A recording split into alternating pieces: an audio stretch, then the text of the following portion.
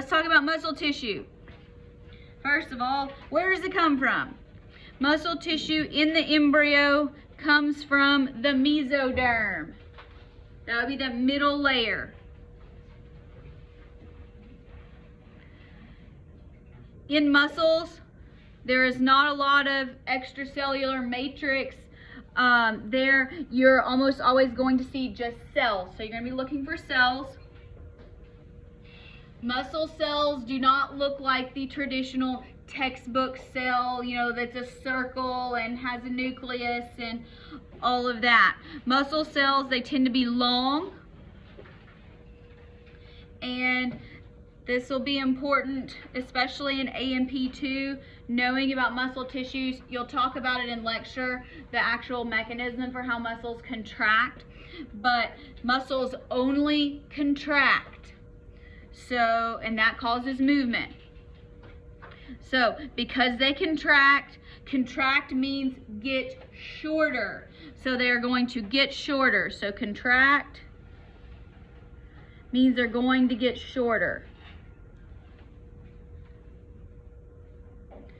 And this will help you when you're thinking about muscle movement and what muscles move which bones and move things which directions. Because they shorten, they always pull. Muscles never push.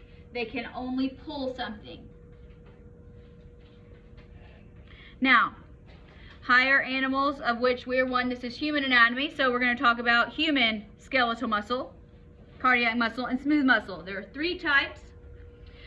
Skeletal muscle, this is generally the type of muscle you think about when, you know, you're a child and you say, somebody flex your muscles, that kind of thing.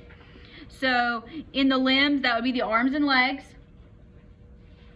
And then within the trunk, thinking of like your abs, shoulders, some of the muscles along the ribs there. Now, skeletal muscle always looks striped. The correct terminology is striated. So they have stripes. I will show them to you when we look at them. And these cells have many or multiple nuclei in them. So again, they don't look like the traditional cell you see in a textbook. So let's kind of start drawing a little bit of a picture here. Again, I'm not the world's greatest artist, but it'll give you an idea, and then we'll look at it on the slides. So they're striped, so you're going to see some little bands that kind of look like this across. Again, not the best artist, but it gives you a general idea. And then multinucleated, so like in most cells, the nucleus is going to stain darker. And so they're just kind of randomly spread out. It's not like there's always 3, there's always 4, they're just kind of there. So, things we know about muscle tissue already. They are striated, which that means striped. Think Tony the Tiger.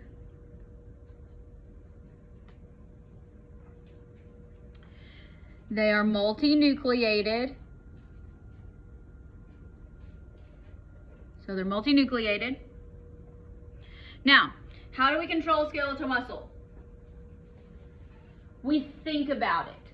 Now, over time, yes, there's such a thing called muscle memory, but if I say raise your hand, you have to think raise your hand, and your hand goes up. Yes? All right. So skeletal muscle is voluntary control.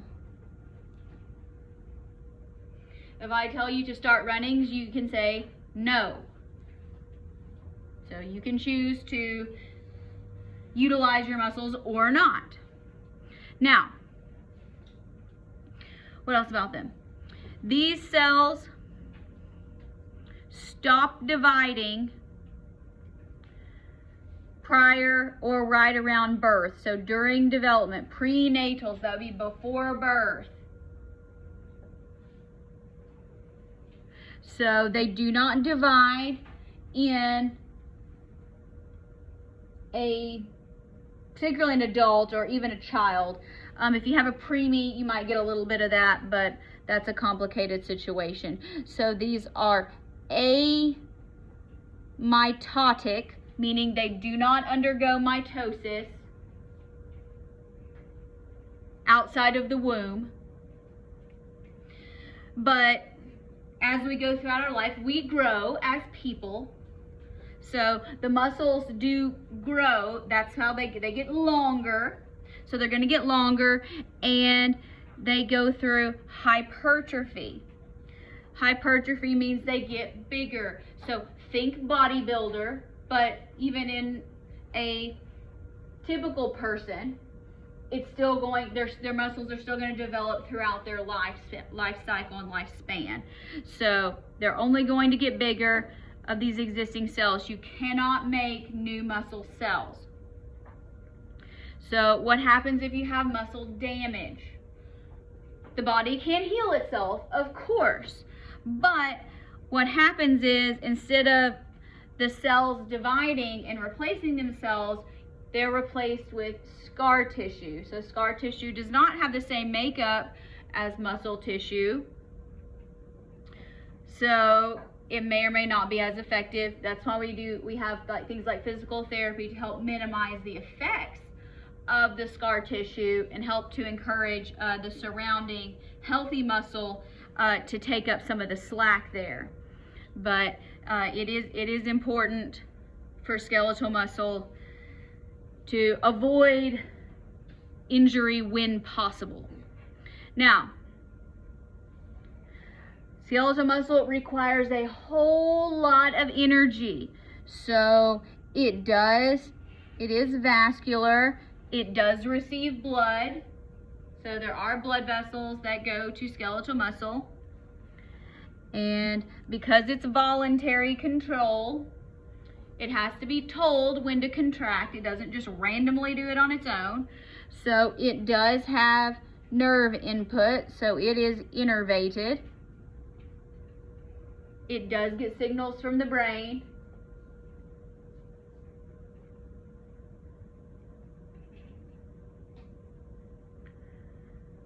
All right, so when this muscle here, this muscle cell is working, it's going to get shorter, so it's going to contract in. So that's what happens. So it's going to contract when it gets a stimulus to work. That is skeletal muscle. Questions? We're going to talk about all these and we're going to look at them. Cardiac muscle. Cardiac, meaning heart. Cardiac muscle is only in the heart. It is not anywhere else in the body. It is most similar to skeletal muscle, and I'm going to tell you what to look for and how it's different. All right, so it's only in the heart. It is also long striated cells. However, in cardiac muscle tissue, you will see branching. You'll see branching, and then you'll see some contours that I'm going to try to draw here. Okay, so when you're looking at cardiac, it's going to branch off. So you'll have branch off just like a tree or a pipe, if you prefer that sort of. So there, it just branches off. Other things. Also striated, you're still going to see the stripes.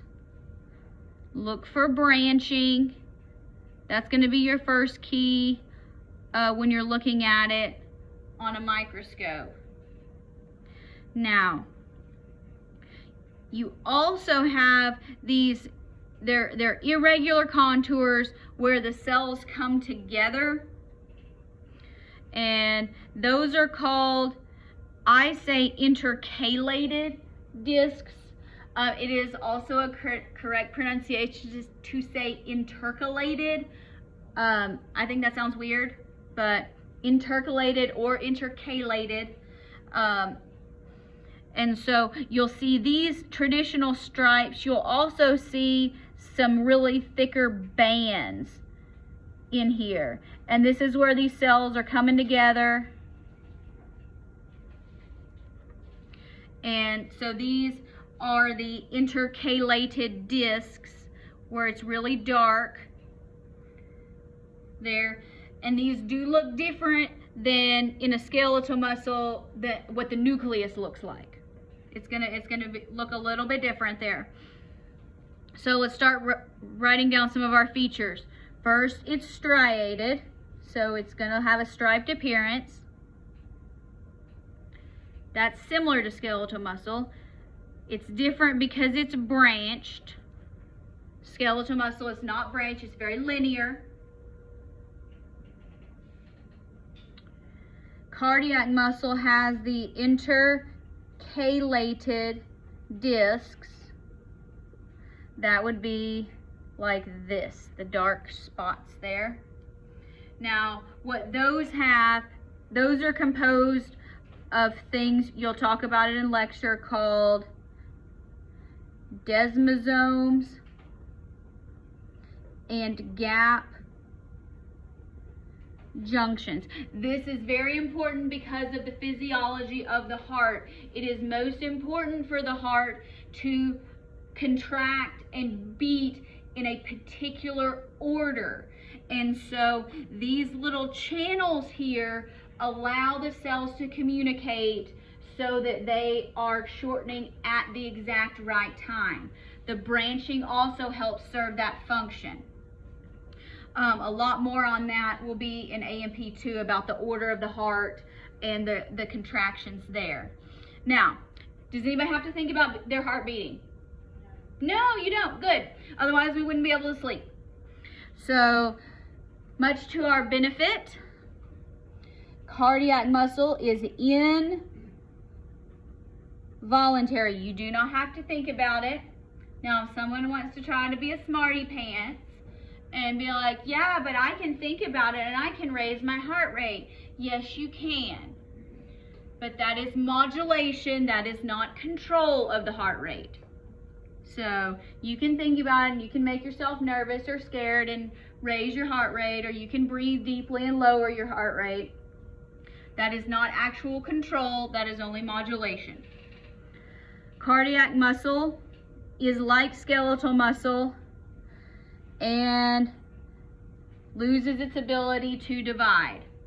This does not necessarily happen prior to birth, but once the heart is fully developed, because there's some physiological changes that happen right around birth, it is not going to be able to divide, to repair itself. So neonates, so babies that are just born or are premature, they don't really count here, but in the context of cardiac muscle, let's think about it. We want to work in healthcare, so we're probably going to be dealing with at some point people that are having heart attacks. We wish they didn't, but sometimes they do. So let's think about a typical cardiac patient, and I'm saying this just based on statistical experience, 65-year-old male. Pretty common candidate, depending on risk factors, for having a heart attack. Is this male going to be able to have their heart undergo mitosis to fix the damage? No. All right. So our goal as healthcare providers, since we know that when these cells die, they're not going to be able to divide to replace themselves, our goal is to minimize the amount of tissue that dies. So a heart attack means blood flow gets cut off to the heart. So we want to intervene as quickly as possible so that time is tissue. That's where that comes from. The faster we can intervene, the less muscle that dies, because this is not going to be functional cardiac tissue even after we do bypass surgery or get them in the cath lab. It is going to be inelastic scar tissue. Scar tissue is not helpful for a beating heart. I mean, it keeps blood from escaping, but it is not going to help a heart beat and circulate. it's probably going to hinder it because it can't stretch. Now, obviously the heart is working muscle, so it definitely has a vascular blood supply. You'll learn all about it in A&P 2.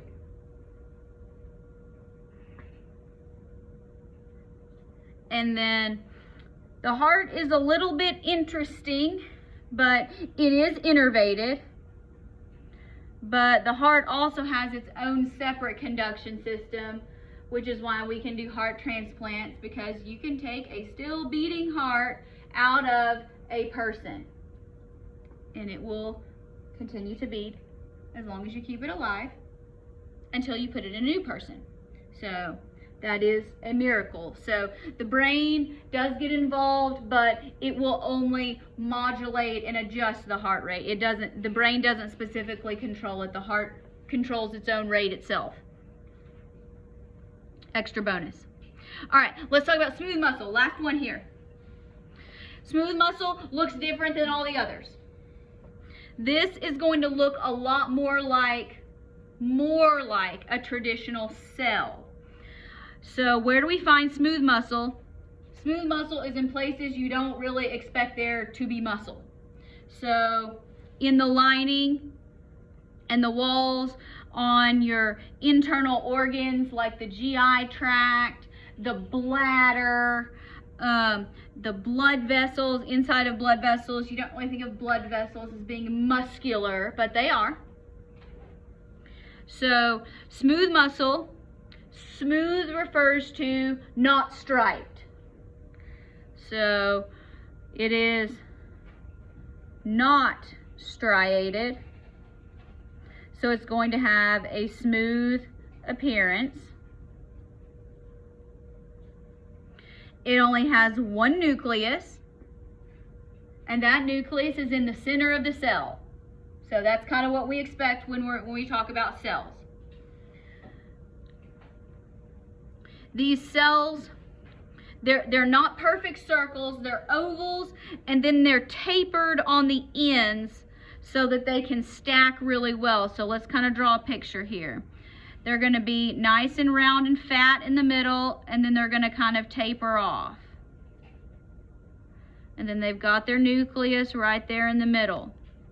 And you can see when we start drawing more of them, how this shape allows them to stack very well and very easily. So one nucleus, not striated. And so these cells are generally small. They're going to have tapered ends. And then they're going to have a lot of overlap with each other. Lots of overlap with other cells. All right, where do we find them? We're going to find them in the lining of the hollow organs. So think GI tract, urinary tract, and then blood vessels, because remember, blood vessels are hollow. So anything that's a pipe, if it's a pipe or a tube in the body, it is probably going to have smooth muscle there. Now, smooth muscle is involuntary. So let's kind of think about this. Because I'm always hungry and I like to eat. When I am eating, I have to think about, or I have to decide that I'm going to swallow something.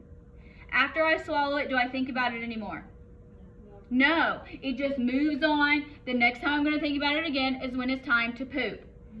Everything in between is involuntary. I don't have to think about it. It just happens. So think about it that way. Just like when you drink water, you don't really think about what happens until it's time to pee. Involuntary.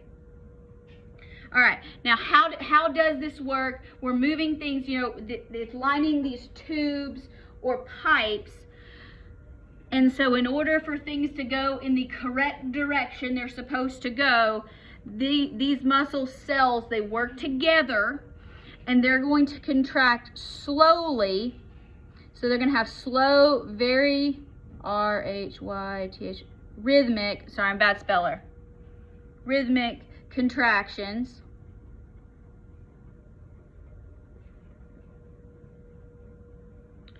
In order to force movement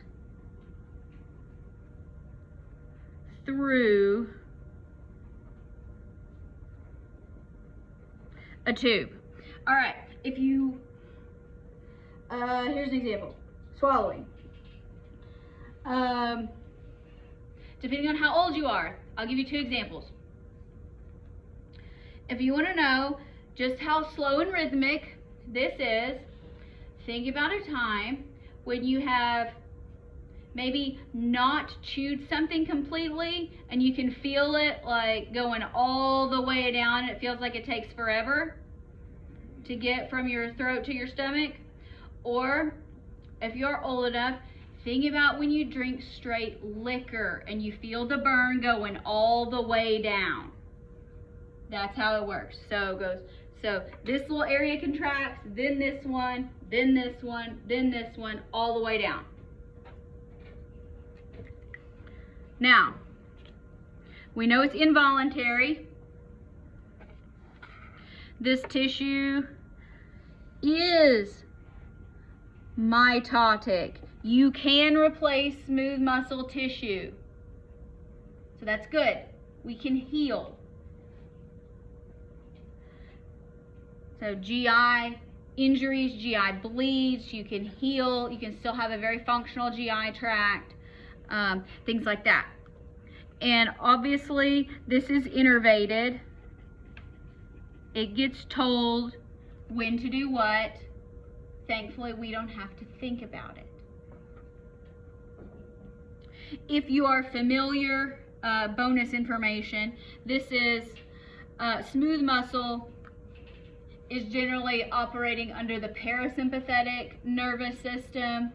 So involuntary, thinking resting and digesting, thinking about after you've had like Thanksgiving dinner and you just want to take a nap. Smooth muscle actively working then. So smooth muscle works when you are not working. Does that make sense?